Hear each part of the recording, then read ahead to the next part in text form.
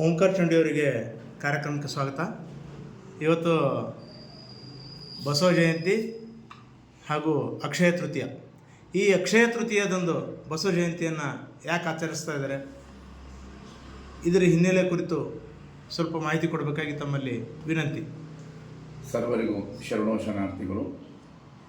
ಇಂದು ಬಸವ ಜಯಂತಿ ಹಿಂದಿಂದಲ್ಲ, ಇದು 900 ವರ್ಷ ಹಿಂದಿಂದು ನಾವು ಬಸವ ಜಯಂತಿ ಮಾಡ್ಕೊಂಡು ಬರ್ತಾ ಇದ್ದೀವಿ. ಇತ್ತೀಚೆಗೆ ಕೆಲ ಮೇಲ್ವರ್ಗದವರು ಮತ್ತು ವೈದಿಕರು ಅಂತ ಹೇಳ್ತೀವಿ ಡಾಟಾಗಿ, ಅವರನ್ನು ಈ ಅಕ್ಷಯ ತೃತೀಯ ಅಂತ ಹೇಳ್ಬಿಟ್ಟು ತಂದು ಕೊಟ್ಟರು. ಯಾಕೆ ತಂದು ಕೊಟ್ಟರು ಅಂತಂದ್ರೆ ಅಲ್ಲೊಂದು ಪಾಯಿಂಟ್ ಇಟ್ಟಿರ್ತಾರೆ, ಹುಚ್ಚು ಲಿಂಗಾಯತರ ದಾರಿ ಹೇಗೆ ತಪ್ಪಿಸಬೇಕು ಎನ್ನುವ ವಿಚಾರ ಬಿಟ್ಟು. ಈ ಹುಚ್ಚು ಲಿಂಗಾಯತರು ಬಂಗಾರ ಮತ್ತು ಬೆಳ್ಳಿ ಅಂದರೆ ಓಡ್ತಾರೆ ಅಂತ ಹೇಳ್ಬಿಟ್ಟು ಆ ಬಂಗಾರದ ನೆಪ ಇಟ್ಬಿಟ್ಟು ಆ ಬಂಗಾರ ಅಂಗಡಿ ಮುಂದೆ ಹೋಗಿ ನಿಲ್ಲಬೇಕು ಹೊರತು ಬಸವ ತತ್ವದ ಆಚರಣೆ ಮಾಡಬಾರ್ದು, ಬಸವ ಜಯಂತಿ ಮಾಡಬಾರ್ದು. ಮತ್ತು ಅವನು ಹುಟ್ಟಿ ಹಿಡಿದು ಸಾಯೋವರೆಗೂ ಸನಾತನಿ ಗುಲಾಮನಾಗಿರ್ಬೇಕನ್ನೋ ಹುನ್ನಾರ ಬಿಟ್ಟು ಈ ಅಕ್ಷಯ ತೃತೀಯವನ್ನು ತಂದರು. ಹಾಗಿದ್ರೆ ಇದು ಬಸವ ಜಯಂತಿ ದಿವಸ, ಇದು ಬಂಗಾರಕ್ಕೂ ಬಸವ ಜಯಂತಿಗೂ ಏನು ಸಂಬಂಧ? ಹಾಗೂ ನಾವು ನಿಜ ಲಿಂಗಾಯತರು ಈ ಬಂಗಾರ ಅಂದರೆ ಯಾವುದು ಅಂತ ತಿಳ್ಕೊಬೇಕು, ಹೇಗೆ ತಿಳ್ಕೊಬೇಕು? ವಚನ ಸಾಹಿತ್ಯವೇ ಬಂಗಾರ, ವಾವ್, ನಡೆನುಡಿಯೇ ಬಂಗಾರ, ಆಚಾರ ವಿಚಾರಗಳೇ ಬಂಗಾರ, ಬಸವಾದ ಶರಣರೇ ಬಂಗಾರ. ಎಸ್, ಸಕಲ ಜೀವಿರಾದ ರಾಶಿಗಳಿಗೆ ದೇಶನ ಬಯಸಿದ ಬಸಪ್ಪ ಅಪ್ಪ ಬಸವಣ್ಣ ತತ್ವನೇ ಬಂಗಾರ. ಆ ಬಂಗಾರ ಬಿಟ್ಬಿಟ್ಟು ನೀವು ಕಾಯಿಸಿ ಬಡ್ದು ತಗೊಂಡು ಬಂಗಾರ ತಂದ್ರೆ ನಿಮ್ಮ ಮನವು ಕೊಳಕು, ತನವು ಕೊಳಕು, ತಾನು ಕೊಳಕಾಗಿ ಒಳಕನ ಮುಂದೆ ನಿಂತಿರೋ ಹೊರತು ಲಿಂಗಾಯತರಲ್ಲಾಗಿದ್ರೆ ಹುಚ್ಚು ಲಿಂಗಾಯತರೆ. ಹಾಗಾಗಿ ಈ ಅಕ್ಷಯ ತೃತೀಯ ಅನ್ನುವ ಸಂಬಂಧ ಹಬ್ಬ.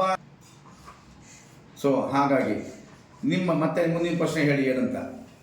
ಅದೇ ಈ ಅಕ್ಷಯ ತೃತೀಯದ ಬಗ್ಗೆ ನಾನು ಕೇಳ್ತಾ ಇದ್ದಿದ್ದು. ಬಸವ ಜಯಂತಿಗೂ ಅಕ್ಷಯ ತೃತೀಯನ ಲಿಂಗಾಯತರಿಗೆ ಸಂಬಂಧ ಇರೋದಿಲ್ಲ, ಲಿಂಗಾಯತರು ಮಾಡುವಂತಿಲ್ಲ. ಬಸವಾದಿ ಶರಣರ ತತ್ವದಲ್ಲಿ ಯಾವುದೇ ಕಾರಣಕ್ಕೂ ಅಕ್ಷಯ ತೃತೀಯದ ಬಗ್ಗೆ ಬರೆದಿಲ್ಲ ವಚನಗಳು. ಈ ಹುಚ್ಚು ಲಿಂಗಾಯತರ ದಾರಿ ತಪ್ಪಿದ ಬೀದಿ ನಾಯಿಗಳಂತೆ ಈ ವೈದಿಕ ಸನಾತನಿಗಳು ಹೇಳಿದ ಮಾತು ಕೇಳಿ ಬಂಗಾರ ಪರ್ಚೇಸ್ ಮಾಡಿ ಬಸವ ತತ್ವವನ್ನು ಮರೆತು ಬಿಟ್ಟು ಬಸವಣ್ಣನ ಜಯಂತಿಯನ್ನು ಮರ್ತ ಈ ಹುಚ್ಚು ಲಿಂಗಾಯತರು ಹೊರತು ಇದು ಯಾವುದೇ ಕಾರಣಕ್ಕೂ ಈ ಅಕ್ಷಯ ತೃತೀಯಕ್ಕೆ ಬಸವ ತತ್ವಕ್ಕೂ ಸಂಬಂಧ ಇರುವುದಿಲ್ಲ. ಹಂಗಿದ್ರೆ ಬಸವ ಜಯಂತಿ ಇವತ್ತಿಗೆ ಮಾತ್ರ ಸೀಮಿತವಾಗಿರುತ್ತೆ ಹೇಗೆ? ಇಲ್ಲ, ಬಸವ ತತ್ವದಲ್ಲಿ ಶರಣರ ತತ್ವದಲ್ಲಿ ಬಸವಣ್ಣನ ಜಯಂತಿ ಇವತ್ತು ಒಂದಕ್ಕೆ ಸೀಮಿತ ಅಲ್ಲ, 365 ವರ್ಷ ಕೂಡ ಬಸವ ಜಯಂತಿ ಇದ್ದೇ ಇರುತ್ತೆ. ನಮ್ಗೆ ಶರಣ ಜಯಂತಿ ನಮ್ಗೆ ಇದ್ದೇ ಇರುತ್ತೆ. ಯಾಕಂದ್ರೆ ವರ್ಷದ ಎಲ್ಲಾ ದಿನಗಳು ಬಸವ ಜಯಂತಿನೇ, ಪ್ರತಿ ದಿವಸ ನಮ್ಗೆ ಬಸವ ಜಯಂತಿನೇ. ಯಾರ್ಯಾರು ಲಿಂಗ ದೀಕ್ಷದಲ್ಲಿ ಉದ್ಬಿಟ್ಟು ಅಂಗದ ಅರಿವು ಲಿಂಗದ ಅರಿವು ತಿಳಿದು ಲಿಂಗವನ್ನು ಶಿವಯೋಗ ಮಾಡ್ತಾರೋ ಅವರೆಲ್ಲರೂ ಕೂಡ ದಿನನಿತ್ಯ ಬಸವ ಜಯಂತಿ ಮಾಡುತ್ತಾರೆ. ತಿಳಿದೇ ಇರ್ತಕ್ಕಂತಹ ಈ ಅಂಗದ ಅರಿವು ಲಿಂಗದ ಅರಿವು ತಿಳಿದಂತಹ ಲಿಂಗಾಯತರು ಅದರಲ್ಲಿ ಸ್ಪೆಷಲ್ ಆಗಿ ಬರ್ತಕ್ಕಂಥವ್ರು ವೀರಶೈವರು. ಈ ಕುಂಕುಮ ಹಚ್ಕೊಂಡು ಜೈ ಶ್ರೀರಾಮ್ ಅಂತ ಹೇಳ್ಕೊಂಡು ಓಡಾಡೋರು ಕೂಡ ಇವತ್ತೊಂದು ದಿವಸ ಬಸವ ಜಯಂತಿ ಹಾರ್ದಿಕ ಶುಭಾಶಯಗಳು ಅಂತ ತಿಳಿಸ್ತಾರೆ. ಜೊತೆಲಿ ಪಕ್ಕದಲ್ಲಿ ಲಕ್ಷ್ಮೀ ಫೋಟೋ ಕೂಡ ಹಾಕ್ತಾರೆ, ಗಣಪತಿ ಫೋಟೋನು ಹಾಕ್ತಾರೆ. ಇದ್ರ ಬಗ್ಗೆ ಏನು ಹೇಳ್ತೀರಿ? ನೋಡ್ರಿ, ಬಸವ ತತ್ವದಲ್ಲಿ ಲಿಂಗ ಧರ್ಮಕ್ಕಾಗಿ ಲಿಂಗದರಿಗೆ ಲಕ್ಷ್ಮೀ ದೇವರಲ್ಲ, ಪಾರ್ವತಿ ದೇವರಲ್ಲ, ಗಣಪತಿ ದೇವರಲ್ಲ, ಈ ಬ್ರಾಹ್ಮಣರ ನ್ಯಾಲಿಗೆ ಹುಟ್ಟಿರ್ತಕ್ಕಂಥ 36 ಕೋಟಿ ದೇವರಲ್ಲ. ಇದನ್ನ ಅರಿಯದಕ್ಕಂತ ಮೂರ್ಖ ಲಿಂಗಾಯತರು ಸನಾತನಿಗಳ ಗುಲಾಮನಾಗಿ ದೇವರನ್ನ ಭಯದಲ್ಲಿ ಹೋಗಿ ದೇವರ ಪೂಜೆ ಹಾಕಿ ಕೈ ಮುಗಿದು ಕಾಲು ಬಿಡುದು ಮಾಡ್ತಾರೆ ಹೊರತು ಇವ್ರಿಗೆ ಅರಿವಿಲ್ಲ ಅಂತ ಲೆಕ್ಕ ಅಷ್ಟೇ. ಶರಣ ತತ್ವದ ಅರಿವಿಲ್ಲ ಇವರಿಗೆ.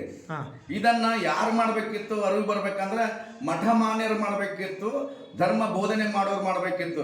ಮಠ ಮಾನ್ಯರು ಯಾವುದೇ ಕಾರಣಕ್ಕೂ ಈ ಧರ್ಮವನ್ನು ತಿಳಿಯಲು ಯಾರಿಗೂ ಬಿಡಲಿಲ್ಲ. ಅವ್ರ ಸ್ವಾರ್ಥಕ್ಕಾಗಿ ಮಠ ಮಾನ್ಯರು ಮಠ ಕಡಿದ್ರು, ಪೀಠ ಹದ್ರು, ಅವರ ದರಿದ್ರ ಪಾದ ಪೂಜೆ ಮಾಡಿಸ್ಕೊಂಡು ಬಂದಂಥ ಭಕ್ತರ ಕೈಯಲ್ಲಿ ಕಲ್ಲು ಸಕ್ಕರೆ ಕೊಟ್ಬಿಟ್ಟು ನೀವು ನಮ್ಮ ಗುಲಾಮರಾಗಿ ಅಂತೇಳಿ ಹೊಡೆದ್ರು ಹೊರತು ಶರಣರ ಗುಲಾಮ ಮತ್ತು ವಚನ ಸಾಹಿತ್ಯ ಗುಲಾಮರಾಗಿ ಅಂತೇಳಿ ಹೇಳದಂತ ಈ ಮಠಾಧೀಶರು. ಹಾಗಾಗಿ ಧರ್ಮ ಇಲ್ಲಿ ಈ ಸ್ಥಿತಿ ಬಂದಿದೆ. ಧರ್ಮವನ್ನು ಆಗಬೇಕು, ಶರಣ ತತ್ವವನ್ನು ಉಳಿಬೇಕು, ಶರಣರನ್ನ ಈ ಬೇರೆ ಹಬ್ಬ ಹಾಡಿಗಳು ಆಚರಣೆ ಮಾಡಬಾರ್ದಂತ ಮೊದಲು ಗುರು ಆದವನು ಅರಿವಿದ್ದವನು ಈ ಸಮಾಜಕ್ಕೆ ಹೇಳಬೇಕಿತ್ತು. ಅದು ಅವರು ಮಾಡಿಲ್ಲ. ಇದು ಮೊದಲ ತಪ್ಪು ಮಠಾಧೀಶರದು. ಎರಡನೇ ತಪ್ಪು ಮಂತ್ರಿಗಳದು ಮತ್ತು ಶಾಸಕರ ತಪ್ಪು, ಮಂತ್ರಿಗಳದಲ್ಲ. ಯಾಕಂದ್ರೆ ಇವರಿಬ್ರು ಅಲ್ಲಿ vote bank note bank fix ಆಗಿದೆ. ಹಾಗಾಗ್ಬಿಟ್ಟು ಬಸವ ತತ್ವ ಮುಂದೆ ಹೋಗ್ತಾ ಇಲ್ಲ ಶರಣರೇ. ಮತ್ತೆಂದು ಹೇಳಿ ಮುಂದೆ ಅದೇ ಅವರಿಗೆ ಅರಿವಿಲ್ಲ, ಇವರಿಗೆ ಅವಶ್ಯಕತೆ ಇಲ್ಲ. ಇಬ್ರು ಸೇರ್ಕೊಂಡ್ಬಿಟ್ಟು ಇಲ್ಲಿಗೆ ಲಿಂಗಾಯತ ತತ್ವವನ್ನು ಹಾಳು ಮಾಡ್ತಾ ಇದ್ದಾರೆ ಅಂತ ನೀವು ಹೇಳ್ತಾ ಇದ್ದೀರಾ? ಖಂಡಿತ. ಅದಕ್ಕೆ ನಾನು ಒಂದು ಚಿಕ್ಕ ಲೇಖನ ಹೇಳ್ತೀನಿ. ಮಠವೆಂಬ ಶಬ್ದವು ಬಸವಾದಿ ಧರ್ಮ ತತ್ವವನ್ನೇ ಹಾಳು ಮಾಡಲೆಂದೇ ಬಂದಿತ್ತು ನೋಡಯ್ಯ ಬಸವ. ಪೀಠವೆನ್ನುವ ಶಬ್ದವು ಬಸವಾದಿ ಶರಣರ ಭಕ್ತರನ್ನು ಗುಲಾಮನಾಗಿ ಸೇವಕನಾಗಿ ತೆರೆಹಿಡಕನಾಗಿ ಮಾಡಲೆಂದೇ ಬಂದಿತು ನೋಡಯ್ಯ ಬಸವ. ಕಾವಿ ಎನ್ನುವ ಶಬ್ದವು ಬಸವಾದಿ ಶರಣರ ಮನೆ ಹೆಣ್ಣು ಮಣ್ಣು ಹೊಣ್ಣು ದೋಚಿಕೊಂಡು ಬಾಚಿಕೊಂಡು ತಿನ್ನಲೆಂದೇ ಹುಟ್ಟಿ ಬಂದಿತು ನೋಡಯ್ಯ ಬಸವ. ನಿನ್ನಗಿಲ್ಲದ ಮಠ, ನಿನ್ನಗಿಲ್ಲದ ಪೀಠ, ನಿನ್ನಗಿಲ್ಲದ ಕಾವಿ, ಇಂದು ನನ್ನ ತಲೆ ಕಟ್ಟ ಕಡೆ ಕೂದಲು ಸಮವಿಲ್ಲವೆಂದು ಭಾವಿಸಿ ತತ್ವವನ್ನು ಮೆಟ್ಟಿ ನಿಂತವನೇ ನಿಜ ಲಿಂಗಾಯತ ನೋಡಯ್ಯ ಬಸವ ಬಸವ ಬಸವ. ಇದನ್ನು ಯಾರು ಅರಿತಾರೋ ಅವ್ರು ಲಿಂಗಾಯತರು. ತುಂಬ ಚೆನ್ನಾಗಿ ಹೇಳಿದ್ರಿ. ತಮಗೆ ಶರಣ ಶರಣ.